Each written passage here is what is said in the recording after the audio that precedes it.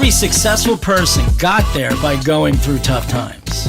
Success is a hard-ass teacher who likes to knock you around along that journey. You know, it takes real guts to not give up and keep going. We'll hear stories about failures and how these leaders flip the script to create success. I'm John Schultz. Join me and let's discover how success is never really overnight.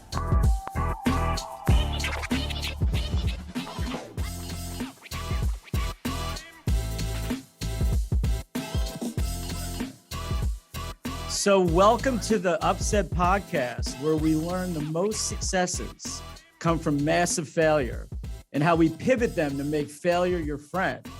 And there's no better person to have on than we have today, which is Scott O'Neill. He's the epitome of what pivoting and creating success from failure is. So Scott, welcome and thank you for being on the podcast. My friend, I'm thrilled to be here. I'm happy that you've decided to use your platform, your network, and the opportunity you have to help people learn and grow. There's nothing quite like that. I love the mission, love the vision, and I can't wait to get started. Thank you. I'm excited. It's going to be a great journey, and having people like yourself on makes it even more fun. So I'm going to start off. It's long, so I'm going to try to do this where it doesn't take up the whole podcast, but I want to talk a little bit about you. So your former gig, was Chief Executive Officer of Harris Blitzer Sports and Entertainment, where you oversaw the Philadelphia 76ers, the Devils, Prudential Center in Newark. I love Newark. We have a lot of assets there that we enjoy being part of that community. Team Dignitas, the Delaware 87ers, and the Binghamton Devils. And you were also the co-managing partner of Elevate Sports Ventures, which is an entertainment agency created in partnership between HBSE, Live Nation, the San Francisco 49ers, and the Oakview Group. You've been named to many things. One of them is the most innovative executive in sports by Sports Tech. And, what's going on with sports and the world as far as industries at large, tech is such an important part, which obviously you know that. You've been named Most Admired CEO by Philadelphia Business Journal, and you've been named on multiple lists as Power Player from Sports Illustrated, NJ Biz, Philadelphia Business Journal, and Philadelphia Magazine. And what I think is one of your greatest accomplishments is author, which is not an easy thing to do. I know it's a grind and it takes a lot of energy and time, but the book, Be Where Your Feet Are, 7 Principles to Keep You Present, Grounded, and Thriving. And awesome book. So congratulations. I know that's not an easy task. I know that's not easy. So, all right, here we go. Let's get going here. Listen, you've had a very interesting life, and you got obviously way more to live. But what I found so interesting about you is you stuck to what was so important to you as a kid, right? You were the high school captain of your basketball team, soccer and tennis. So obviously you're a good athlete, right? But a lot of people that, are great athletes don't go on to be in what they loved as a kid, right? Like we're so much animation as kids doing what we love, and then we leave it. So what made you keep going in that direction? Yeah, good question. I remember being a bit of a difficult kid for my parents. I wasn't a bad kid, but I was a handful. I had really high motor all the time. I had a competitive problem. I hated to lose. I was like the kid flipping over the Monopoly board. Or Risk, another game I played a lot of. So anything I played, I wanted to win. And I remember I was struggling in the 4th grade, and my mom went to go see one of my teachers, and his name was Charlie Rapplegate. The fact that I know who one of my 4th grade teachers are is even more amazing. And I remember him telling my mom, look, get this kid into sports. Just let him go. He's got so much energy, and he has such a high motor. Like, you've got to put that to use. Like, he's got to burn some of that off. And that's when I first started getting into organized sports. And my parents, they took it to heart. There were 5 of us, all within 7 years. So we were all about the same age. And, I remember being, I think in 6th grade, I was in 5 basketball leagues at the same time. I mean, they wanted me active, and I was, and I loved it. I loved competing. I loved leading. I loved winning. I hated losing. And the one thing about team sports that I just absolutely love, in particular for girls, I've been coaching girls sports for, 16 years now. And the lessons you learn as a teammate, you learn how to win and lose. You learn how to lead and follow. You learn how to sacrifice for good. That competitive sweat, that grit. I'm not talking about the talented kids, because I wasn't one of those. But I think I was captain on every team I ever played on, and that's what I learned playing. And I think, for me, translating that was not too hard to school, because I was engaged. Like I was a student. I worked really hard. I worked really hard when I was on the field or on the court, and I worked really hard in the classroom. So hard work was kind of ingrained in me as well.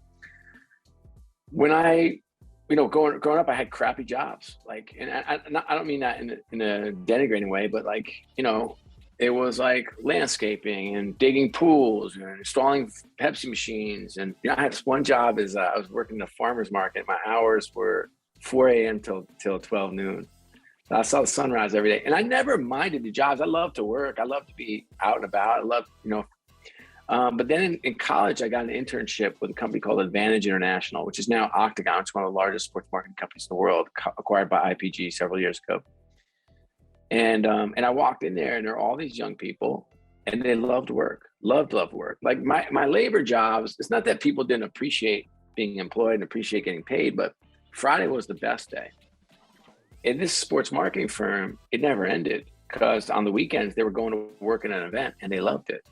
And I couldn't get that out of my head. It took me a month to kind of understand how much people loved what they did. And I said, I want to do that, not because I love sports, but because of what sports can do to move people to action. And I was fortunate enough to get hired as an assistant, a marketing assistant for the Nets when I was 22 years old. And again, a terrible job. I'm picking up lunch, grabbing dry cleaning, getting autographs from my boss's family. I mean, it was a terrible job. But for me, I fell in love with the business then. And I did all his work in the day, and then I volunteered for projects at night. And that, when I really fell in love, I figured out that sports is a vehicle to lift a city or a state or a country.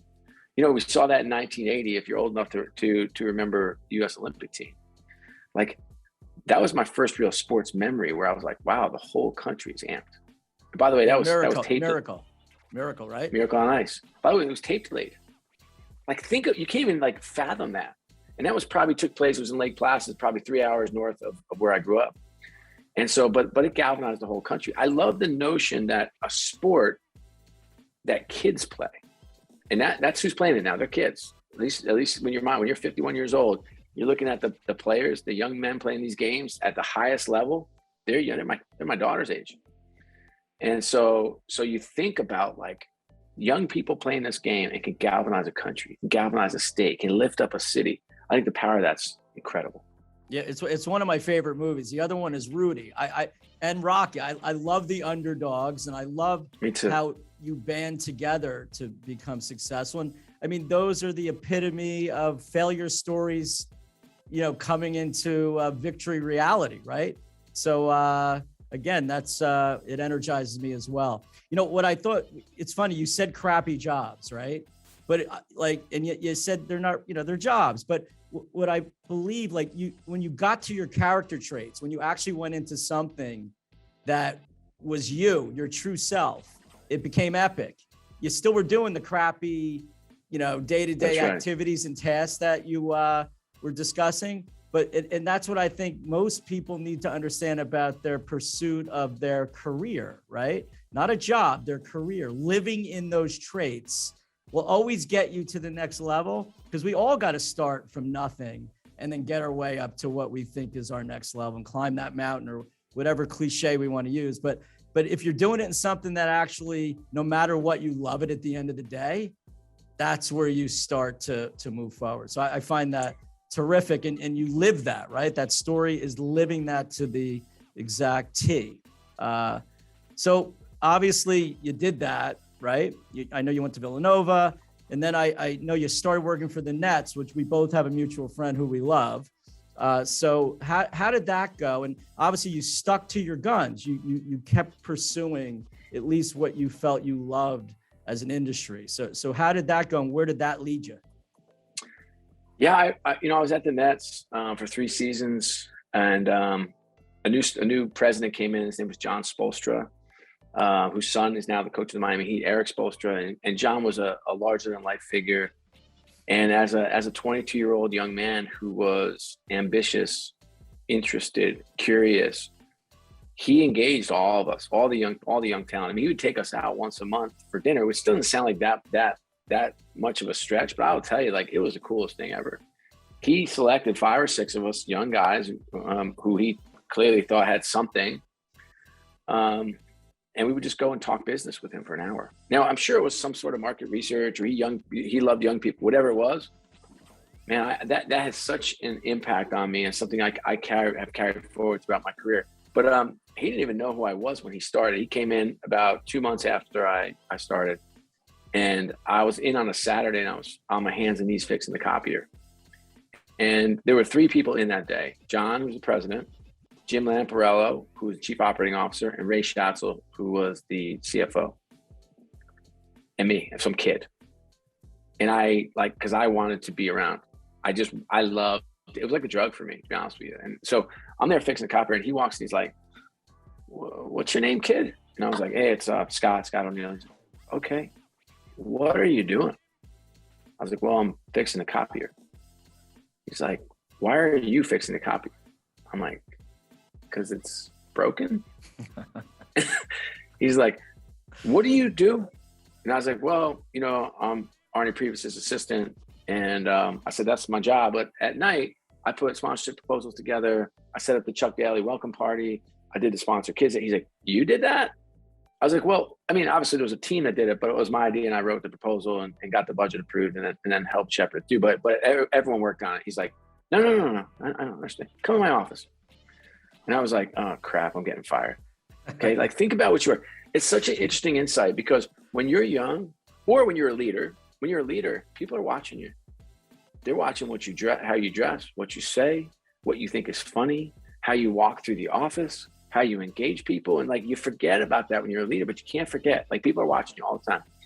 So I walk in his office and he's like, "Okay, tell me more." So I'm going through, "Hey, here's who I am." Blah, blah. He's like, "What do you want to do here?" I was like, "I want to sell sponsorships." He's like, "Congratulations, you just been promoted." Wow. Okay. Yeah. And I that. said to him, I'm like, "Are you serious?" He's like, "Yeah, I'm serious." I'm like, "Okay, thank you." He goes, "All right, take that office over there." I go, I get an office? He's like, "Yeah, you get an office. You do not want an office?" I was like, "No, that's great." I was like, "When do I start?" He's like, "How about today?" I'm like, "Today's great." And there's so many interesting parts of that story. One is like, I did the work though. It's like, I find out that, like, I didn't just show up. I didn't get lucky. People are like, "Well, you need a bit of luck." I was like, "Of course you need a bit of luck. Like, you need timing or whatever it is. Yeah, sure, luck plays a part, but like, you also have to make your own luck." It's like, there were like 70 young people. They weren't in on a Saturday. Like, they're also like, I had a job that was like literally half the office thought I was an intern, because that's the kind of work I was doing. Think about that. And I'm like, "No, I'll do anything. I will literally do anything. Like, I want to be here. Like, I want to create value." And then I didn't just do what I was asked. It's like, we signed this big coach, and I write up a 2-page proposal as to how we should do this welcome party for the 300 CEOs in New Jersey that matter.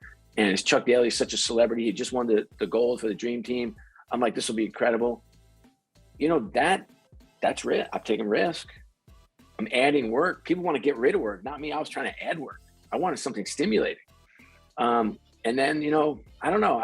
Again, is it lucky that the president organization had a fondness for promoting young people and looking for talent and giving them opportunity? Sure, that's lucky that he became president, for sure. But you gotta take that bull by the horns. I was there for 3 seasons, loved it, failed every way possible. I mean, I didn't know what the heck I was doing.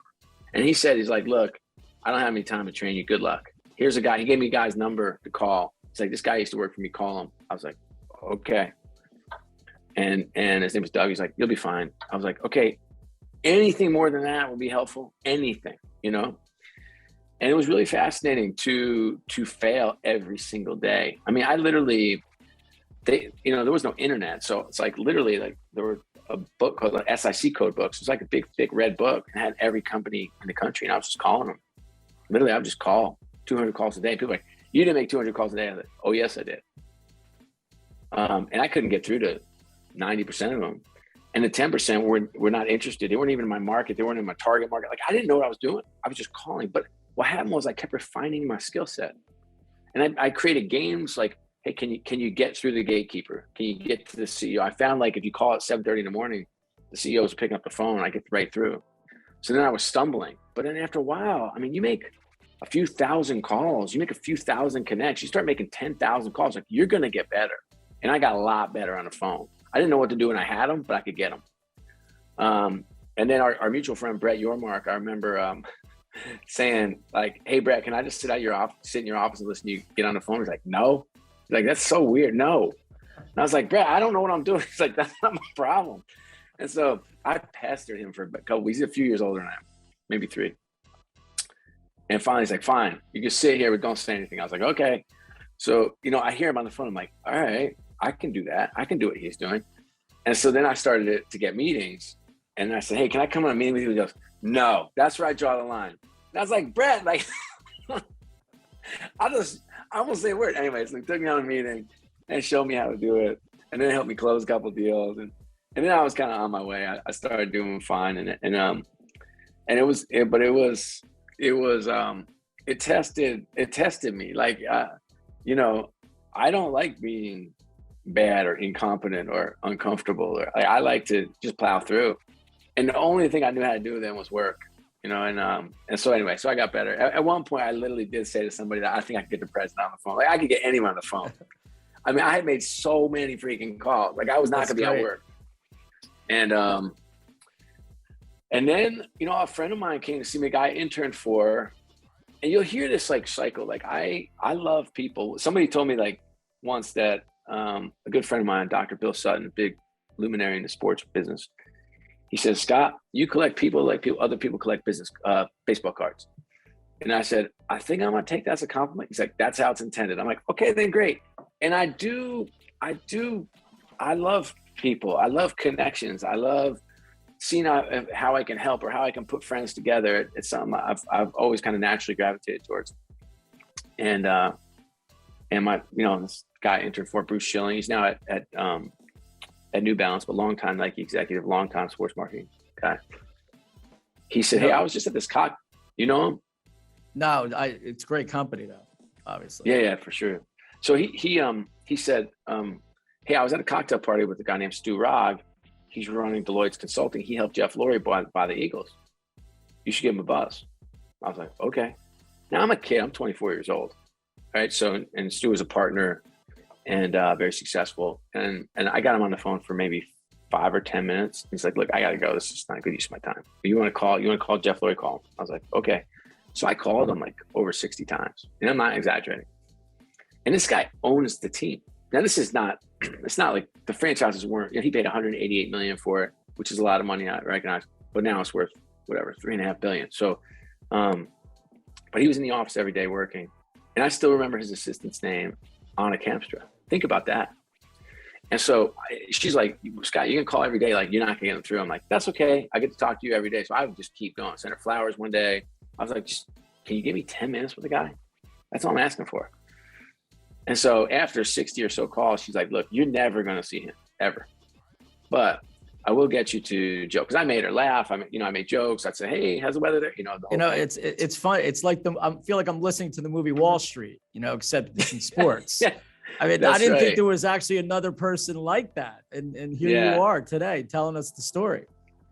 Yeah. And so he got me to a guy named Joe Banner, who became still a good friend. I actually owe him a phone call.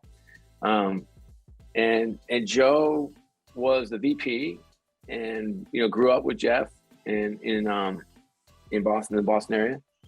And he sent me to Jeff Auerbach, another VP there. And then I got hired in 2 days as director of sales. And I was 24. I had no business being director of sales, none. And I went from I'd call someone, they're like, the Mets? I'm like, nope. The New Jersey Nets. The Jets? I'm like, nope. the Nets, the basketball team, we play the Knicks, to, hey, I'm calling from the Philadelphia Eagles. They're like, are you serious? I'm like, yes. Can I set up a meeting to see you? Wait. You're going to come here and see me? I was like, this is what a big brand looks like. You know, I had a small brand and now I had a monster brand. Yep. And they'd be like, hey, John, you're not going to believe this. Like, this guy from the Eagles is going to come see you. I was like, you know, I'm selling something, right?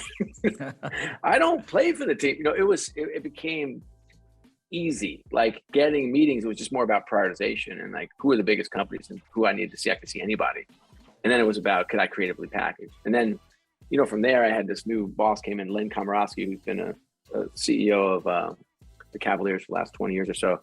And Joe Banner became the president of the Eagles. So just think about like the influences I have. You know, I have John Spoelstra as a first influence, powerful. Brett Yormark, another influence, ended up, you know, running the Nets and then building Barclays Center and now running Rock Nation. I got Len Komorowski, 20-year CEO of the Cavaliers, Joe Banner, president of the Eagles, then president of the Browns. That's a pretty good roster by the time you're 24, okay, to be around. And now, look, they're not at their peaks. They haven't reached the heights, but I'm clearly around a lot of very, very talented people that I can just learn from. All I have to do is work hard, do my job at a high level, and engage. And so that was a really, really, really fun run. Yeah, you know, what's so interesting, I mean, I think it's almost better that you had the lesser brand because you had to actually work harder to get yourself in position to be successful, right? Which is those challenging moments. But the other thing, by just listening to you, you know, because you loved it and you had confidence at least that you loved what you were doing, you weren't afraid to ask and put yourself to where no was an answer from Brett, from, you know, going to the next thing. And I think as younger people, you know, we just got to realize that, you know, everyone at the organization wants you to succeed. Like, they almost want them to replace you and be that good. That's right. Down the road. Because the only way we know as you know, running companies and being part of great products and services is it's all about the team. I mean, sports is obviously what it's made of. Like, we watch sports, we love sports. It's all about team. Business is the same thing. And you know, it's never one person that does anything, regardless of what they look like, you know, on the promotional side of these large companies, right? It's always the team that gets everybody there. So that's terrific. And then, hey, let me just take on two awkward failures at the Eagles, which be interested in just given the topic. Good. One was I got a call from a friend because I'd gone to Villanova, so I knew some people in Philly. Now, you know, but at least, you know, it's a really small town. I mean, it's a big city, but a small town, if you will. And the guy said, hey, we'd love to have you on Access TV, Temple University Access TV or something like that. And I was like, sure. Now, look, you're 24. Okay. The first thing you do when somebody says, do you want to go on TV, is you talk to your communications person. I mean, that's what any logical, rational, experienced person would do. Okay. All you say is, hey, talk to Ron Howard. He runs our communications. But I say, of course, because I'm 24 and I don't know what I'm doing. So I go on this Access TV. I think I've hit the big time. Okay. I'm sure. I don't even remember the day. And they got me wired up and they got the cameras. It's a small little studio, a couple of people on the panel, and they keep asking me the same question over and over and over. And I deflect the first, let's call it 9 times. And the question is if you don't get a new stadium built, will you move the team? And I was like, no, we love Philadelphia. This is an amazing city. Well, Jeff Lurie's from Boston. I was like, I know, but he came here because it's a great sports city. And I kept going. And then the guy says something like, I know, but let's just say there's no way you get a new stadium built.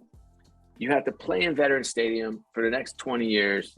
And there are no prospects for anything ever happening. Would you leave? I was like, I guess so. Back page of the Daily News the next day. Lurie henchmen out saying they'll move the team. Oh my God. That's not horrible. No bueno. Yeah. Now look, I was like, you know, they were hawks and I was a dove. You know, I didn't know what I was doing. I was a little rabbit and they came and got me.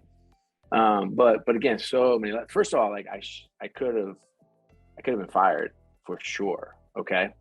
And instead they said, that's okay. You don't know what you're doing. Let me tell you how it works. I mean, what a gift to work with people. And so fast forward when I'm now a CEO or a president of Madison Square Garden and people make mistakes, I don't say, psh, psh. I say, hey, come on, let's talk about it. Let's talk about what we do next time. Let's get into crisis management. Let's solve for now. Let's talk about how we fix this next time. So like those lessons make you such a more compassionate, empathetic leader going forward.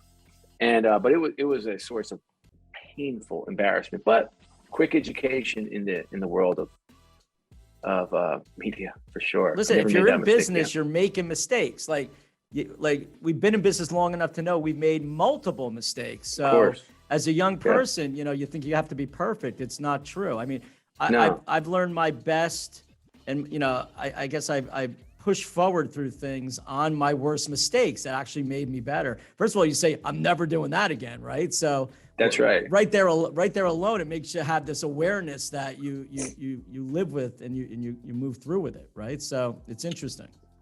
Yeah, for me, the media was like, I was like, okay, I totally get it. Because I used to think that what you read in the media is what's actually happening in the world. And it's just not the case. I was just young, and then you realize, oh, there's a whole industry that's built and set up to shape what you think and how you think. And it manifests itself now with Fox and CNN. I mean, that's like the most extreme versions, but we didn't have that, when I was coming up through the channel, but I kind of got it really early.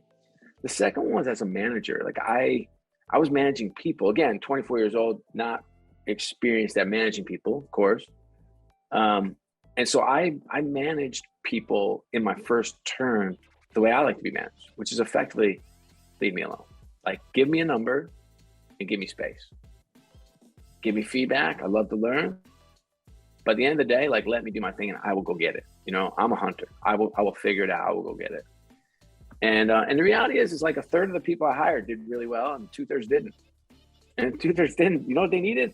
Some coaching. They needed more structure. They needed me to help them, to help take advantage of their incredible skills. Because as I always say, when somebody doesn't work out, like you've had to fire someone, unfortunately, it's like, it's a 50-50 street, it's half and half. Like, maybe, they were smart and talented and creative when you hired them. That didn't change. So maybe the culture didn't fit, maybe the boss wasn't a fit, maybe they didn't, could have done some things differently. Maybe we didn't give them enough feedback at the right space and right time. But at that point in my life as a manager, I was just kind of like, hey, you know what we have to do? Let's go do it. And I've learned over time that some people need a hug, some people need a kick, some people need structure, some people need freedom. And you and more so now than ever before, coming out of COVID with all the dynamics happening as managers and leaders, like one size does not fit all for us and for our teams. And so if you're a dictatorial leader or you're a more, team focused, everybody, let's hold hands and sing Kumbaya. If that's the spectrum, you've got to find yourself as a manager and leader moving up and down that spectrum, depending on the situation, the time, the people, the decision. And I learned that at a very young age. Yeah, that's interesting, right? And I think now more than ever.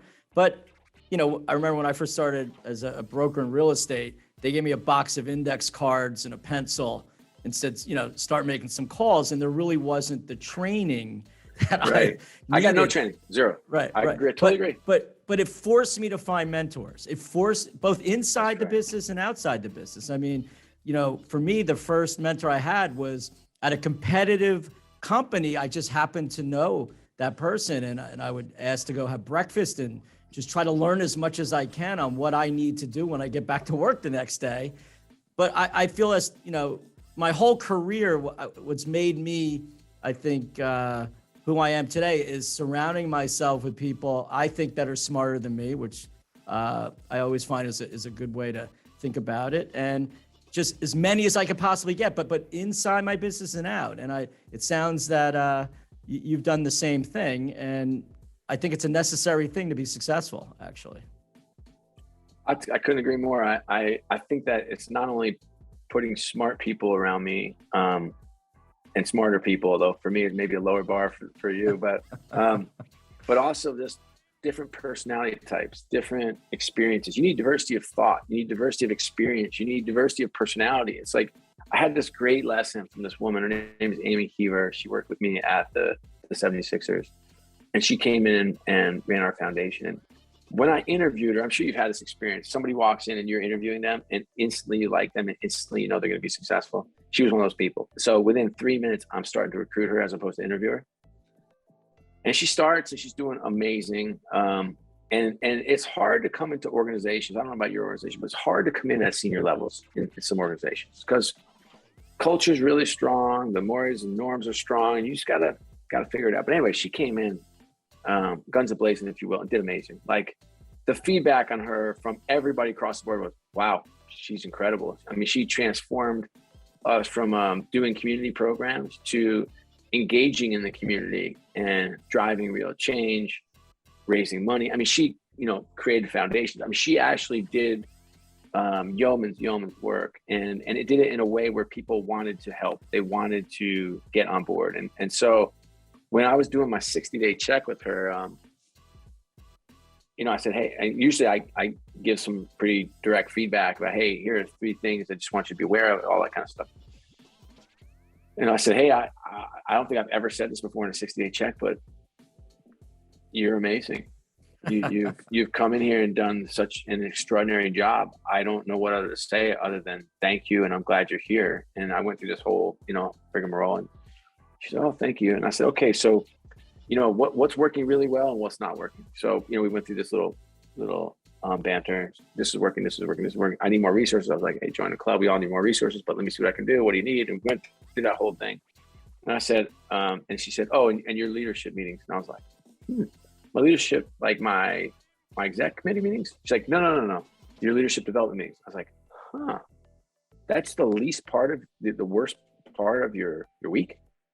And it's my favorite part because I do leadership development. I mean, that's what that's my family business. I mean, that's what I'm passionate about. Like, I love my mission. Like, what if you say, what gets you out of bed in the morning? I'd say, I want to help develop the next generation of great leaders. Like, that's what I love to do. And so it was like smack in the face. I was like, tell me more. She's like, well, your style. And I was like, wow, all right. What about it? And she's like, well, I can't sleep at night before those meetings. And I was like, then I'm like, oh no, like, what am I doing? She said, well, I'm afraid you're going to cold call me. And I do cold call people. I say, what do you think about X? Like, how might this impact you in Y? Or, hey, if your team was going through this issue, how would you be? And like, literally, we watch a TED Talk, we read an article. It's like, and it's broken into small groups. And then I do call people. I said, okay, I understand. I'll never call on you ever. So if you want to ever, she's like, okay. She's like, she said, that will fix it. I was like, she said, yeah, that'll fix it. I said, okay. Yeah, you'll never get called. You ever want to weigh in? Just raise your hand. I'll call you in. She's like, all right, great. Okay. And then I have a daughter who has social anxiety. Okay. And I was like, and I didn't even get it. My kid, and I was, like, I'm a connected dad. I've got 3 daughters. Like, I'm in their lives. But my youngest one, Eliza, I'd be like, just get in the car. She's like, I can't. I'm like, get in the car. I didn't understand. I mean, think about that. It's like, and then I read this book. I can't remember the name of the book. I read this book on introverts and social anxiety, whatever it is. And I was like, light bulbs were going on. Do everything. You ever read one of those books like light bulbs going on? Yep, and all I kept thinking about was the incredible people that worked for me that didn't make it and the role I played. And I was like, right. Because the style that I have, I said this a little bit earlier, it doesn't work for everybody. Hey, you need to get up and present this. Hey, let's put you up in front of 300 people and do X, Y, and Z. By the way, that's not for everybody. That, to me, that's very natural. Like, I feel very comfortable. I can pop up. If you gave me 3 bullet points on a topic in 20 minutes, I could get up and do it. But I think the road of my career is littered with people who had more to give, And so I'm very conscious now about putting people around me, long circuitous route back, but putting people around me who are different, and they may be introverted. And by the way, what the great thing about introverts? They're smarter, they're more intuitive, they're more creative, they have better ideas to solving complex problems. And you know what the world pays off on? Extroverts. That guy who can hop on CNBC and sound funny and smart. And so it's like, when you said that, I was like, yeah, absolutely. Like we need to put people around us who are very, very different. And we need to be open enough to understand our bias, our natural bias. And we have to be engaging enough to meet people where they are and not expect everybody to meet us where we are. Yeah. It's so interesting because I'm obviously in real estate and we build office buildings and we fix them and we make them the environments we think everyone wants to come. And most tenant spaces are built out for extroverts, these open floor plans, everybody around Right. you. And, the world's 50% introverted. It's almost like, so I get that. And I've always wondered, why do we do this? And obviously every space is different. But the one size fits all doesn't work for any leadership style. It may work for a while, but sustainable companies need to, be in business more than 5 years. So I find that so interesting. And what I love about it, she was able to say it. So as much as you say you have one style, obviously you have more than that. You allow someone to give you a constructive criticism and you don't look at it like that doesn't fit in my road, my game book, right? But the thing is like what I crave is debate and engagement. And it's like, I'll give you a great story on that in a second, but like for her, she needed that one-on-one. Again, she's not going to do that in the hallway. She's not going to do that in that meeting, but I needed to be aware and give her that moment where she could say, because I said, what's the worst part of your day? And that's what she said. Well, and you made her comfortable to do it. That's right. Not everybody. So it's all about what questions you ask, not what you say. And listening more than telling is right. I think something I've had to practice my whole life.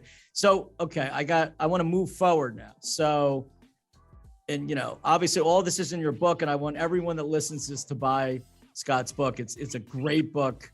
You probably want to read it once a year, right? So you had Hoops TV.